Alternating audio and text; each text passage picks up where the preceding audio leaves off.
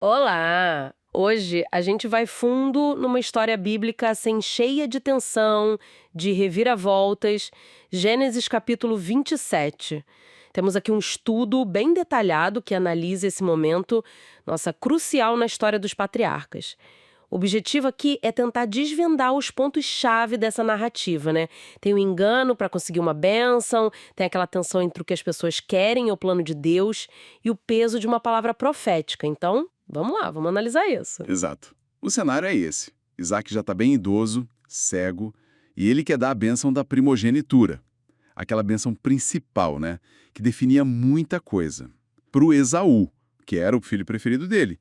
Isso apesar de já existir uma profecia lá atrás, em Gênesis 25, que dizia que o mais novo, o Jacó, é que ia prevalecer sobre o mais velho. Essa tensão inicial, essa preferência do pai contra a profecia, já prepara tudo, né? E que drama que vem depois. A Rebeca, a mãe, ela escuta o plano do Isaac e, bom, decide agir por conta própria. Ela vai lá e instrui o Jacó a se passar pelo Esaú para receber a bênção. É aí que a coisa fica tensa mesmo. O Jacó, ele mente direto pro pai, que não enxergava, né? Chega a usar pezes de cabrito para parecer mais peludo como o irmão e, no fim, consegue a bênção. Um engano completo, assim. Mas é fundamental a gente entender o que essa bênção significava naquela época, no Antigo Oriente. Não era só um desejo bom, mas palavras bonitas, sabe? Era vista como uma transferência real de autoridade espiritual, familiar. Quase um ato com força de lei, com peso profético. E o mais importante, considerada irrevogável. Uma vez dada, estava dada. A bênção que o Jacó consegue do Isaac inclui promessas de prosperidade e de domínio sobre outros povos e, crucialmente, sobre o próprio irmão. E mais, ela meio que confirma a aliança abraâmica, né? Aquela promessa central feita lá para Abraão, que define o destino do povo e, claro, a linhagem que levaria ao Messias. É algo muito sério sendo passado ali. E a cena da descoberta, nossa, é de cortar o coração. Esaú chega da caça, prepara a comida para o pai, pede a bênção e aí ele percebe que foi enganado. O texto fala que ele deu um brado forte e muito amargo. Dá para sentir a dor, né? E o Isaac, Diz que ele tremeu com muitíssimo grande tremor. Parece que naquele momento ele percebeu, sabe, que apesar de toda a mentira, da manipulação, algo maior tinha acontecido ali. A vontade de Deus, de alguma forma, tinha se cumprido.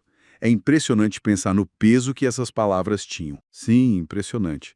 E as consequências são imediatas e duradouras. O Esaú recebe uma bênção, digamos, secundária. Vai viver longe da terra fértil, vai servir ao irmão, embora tenha ali uma promessa de que um dia poderia se libertar. Mas o rancor fica. Ele planeja matar o Jacó assim que o pai morrer. A Rebeca, com medo, manda o Jacó para longe, para Harã, para a casa do irmão dela. O resultado? Ela acaba perdendo os 2 filhos. Provavelmente nunca mais viu Jacó.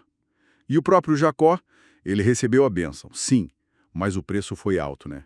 Anos de exílio, tendo que trabalhar duro e sendo ele mesmo enganado depois pelo sogro, o Labão. O nome dele, Jacó, que pode significar enganador ou suplantador, acaba marcando a jornada dele.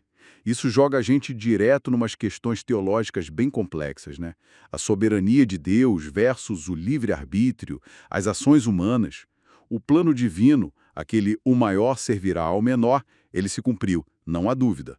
Mas os meios foram bem humanos, né? Engano, favoritismo da mãe, mentira do filho. A narrativa não parece passar pano para ninguém, não absolve os personagens. Mostra também o valor imenso que a benção tinha como herança espiritual, algo que o Esaú lá atrás tinha desprezado. A gente lembra da história do prato de lentilhas, né? Hebreus até comenta isso.